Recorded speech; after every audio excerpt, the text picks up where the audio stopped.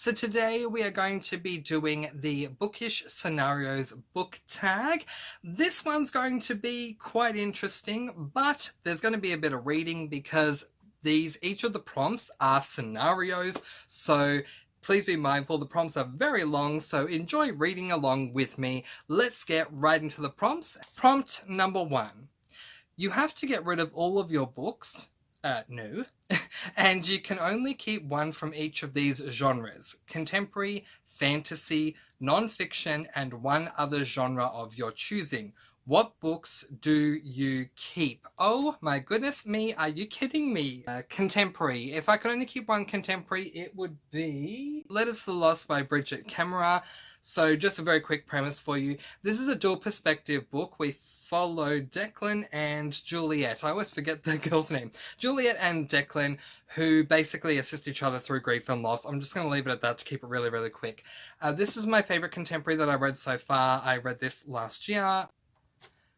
Fantasy. Okay. Well, if you know me, you know this answer. Because if I had to give away every single book and I could only hang on to one, just one book, it will be this one book, and it just happens to be a fantasy.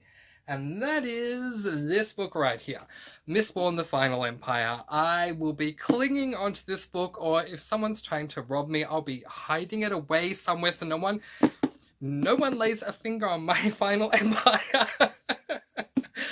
No, this is just such an amazing read, and it really revolutionized reading and fantasy for me when I read it for the first time last year in February of 2020. The basic premise of this book is that we are in a fantasy dystopian world where the bad guy won. He's been ruling for thousands of years, and so Vin, who is a street urchin, joins up with these guys. They have a goal to try and defeat the immortal Lord Ruler. Will they succeed?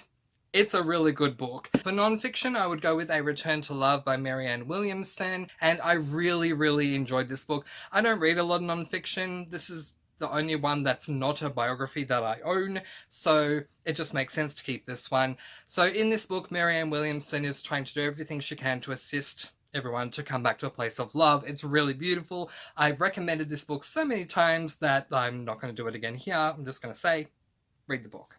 And for a genre of my choosing, I'm going to go with LGBTIQ+, because yes, I do actually refer to that as a genre, and I will go with Date Me Bryson Keller by Kevin Van Wy for my LGBTIQ+ book that I decided to keep. Basic premise of this book is that we are following a guy whose name is Kai. At the beginning of the book, everyone from his class is at a party before the beginning of the year term starts, and the most popular guy in the school, Bryson Keller, is dared by one of his jock buddies to date anyone who asks him. So Kai, as a joke, asks him, and Bryson Keller says, okay, why not? And it's just a really, really beautiful book. Prompt number 2.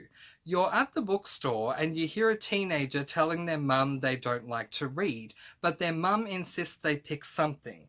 You walk over and recommend a book you think is great for people who aren't big on reading. What book is it? Okay, this is interesting. Because it really depends on the books that are in the store at the time. So I guess I'm just going to go off the assumption that all the books that I own are in this particular bookstore, because if none of them are there, it'd be hard for me to choose. But going off that, if all the books that I own are a part of the books that are in this bookstore, then the book that I would recommend would be Game Changer by Neil Shusterman. So this is a YA sci-fi, but for anyone who's not well read, you can easily mistake this book for being a YA fantasy, so it crosses over both sides. It can kind of be looked at as a sci-fi fantasy, I guess.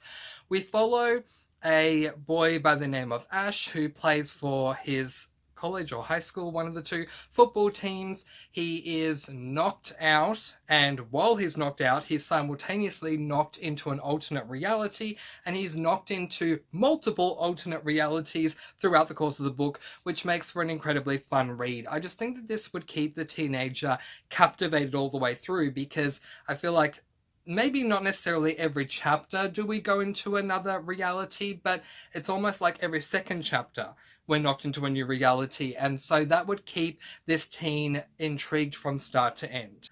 Prompt number 3. You're not feeling yourself and you need a pick-me-up. Which book do you read to put yourself in a great mood? Well, not surprisingly, we're going to look at Mistborn the Final Empire for that one because it always puts me in a good mood because my favourite character of all time is in this book and I just have to read about his adventures. He is Kelsier, by the way, in case you read the book, to get myself into a good mood. So I would first of all go to Mistborn the Final Empire. But if I had just recently reread this book or if I wasn't in the mood for fantasy, then I would go for Winnie the Pooh by A.A. Milne. So this is a classic. I just categorize age ratings to all my classics as adults, so forgive me, I just do that. So this is an adult classic, and it revolves around Winnie the Pooh and his friends and all their lovely adventures that they go on. It's a really fun book, and so it would get me in a really good mood. So either of these would have me bouncing back really quickly. Prompt number 4, you go back in time for a day to your teenage years. What book would you most likely have caught yourself reading? Seriously? Harry Potter. Yeah, 100%. I own the entire UK editions, but they're above this shelf. There they are.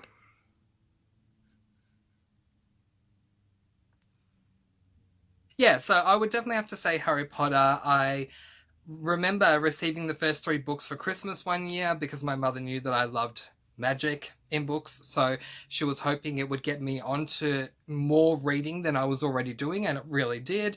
Once I read the first 3 books, I kept reading, so I just went back to book 1 and kept reading those first 3, and then the 4th book came out, so I read the 4th book, went back to 1, 2, 3, 4, 1, 2, 3, 4, the 5th book came out, back to 1, 2, 3, 4, 5, 1, 2, 3, and so on and so forth. I've read those books to death, so I would say that more than likely, as a teenager, if you were to find me reading something, most likely, if it wasn't something that was set for school, it would have been a Harry Potter book.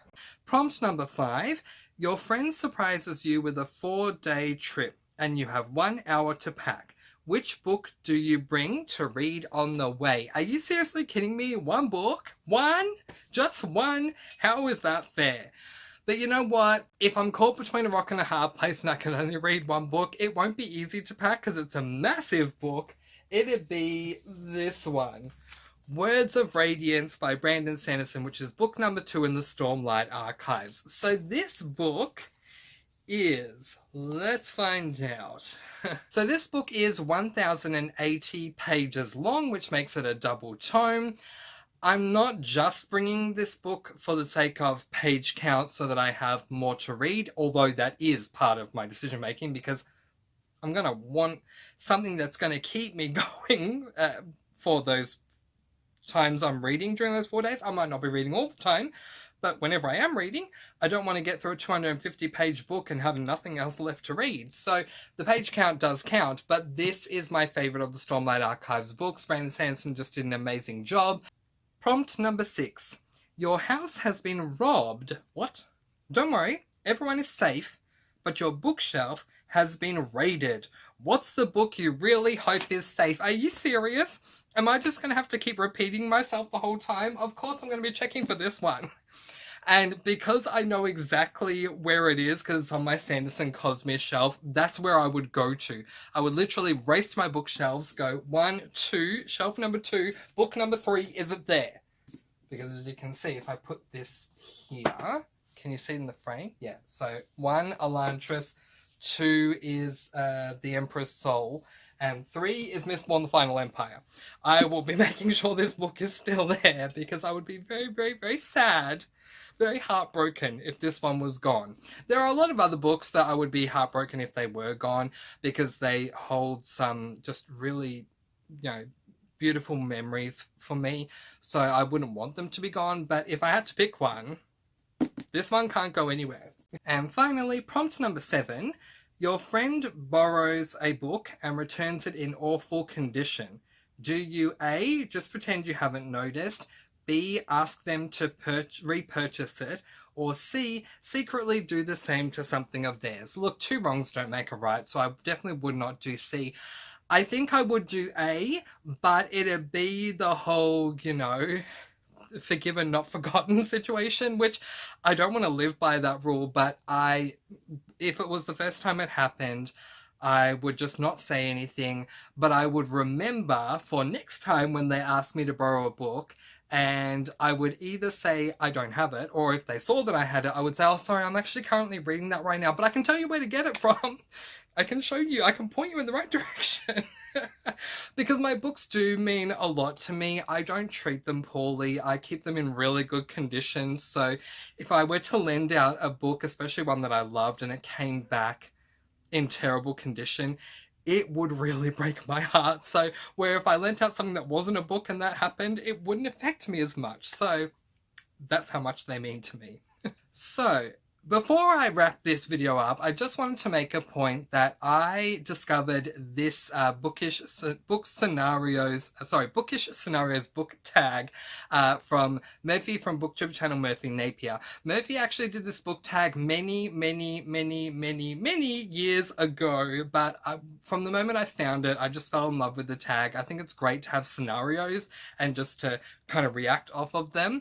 So the reason I'm bringing that up is because it's now time for me to tag who I would like to do these videos, and the first person that I'm going to tag is Murphy Napier. So Murphy, time to update. I'm tagging you. Let's hope she does it. So we have Murphy Napier, Jessica from Lady Lovestead Reads, Books Michelle, and Bookables. But in the meantime, that is where I am going to leave it. What would you have said for those scenarios? I can't wait to hear in the comments below. A very quick shout out to my Discord. From buddy reading to advanced readings and more, I have a Discord, and I would love it if you came along and joined me. I will leave a link to the Discord in the description below, so feel free to click away and we'll see you over there. But in the meantime, letting you guys go with peace, blessings, and so much love. I post videos every Monday, Wednesday, and Friday, and I'll see you again soon. Mwah. Thank you so much for watching, and happy reading!